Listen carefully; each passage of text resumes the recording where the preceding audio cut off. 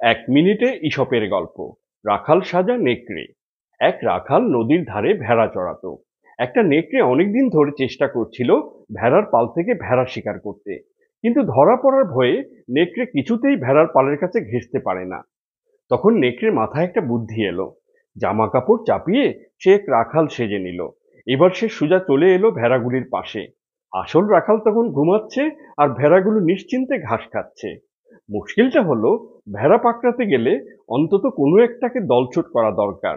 নেকড়ে রাখাল তাই আসল রাখালের মতো হুঁশহাস আওয়াজ করে ভেড়াগুলিকে ওদিক ওদিক ভাগানোর তাল করলো। কিন্তু কিছুক্ষণ আসল রাখালের মতো হুঁশহাস করতে করতে হঠাৎ তার গলা দিয়ে নেকড়ের আসল আওয়াজ বেরিয়ে এলো। ব্যাস, এই শব্দ শুনে রাখাল জেগে গেল। শেষে পিটুনির চোটে নেকড়ের অবস্থা শেষ। সুন্দর এই গল্পটি থেকে আমরা শিখলাম, মুখ খুলতে দিলেই সব ছদ্মবেশ ধরা পড়ে যায়।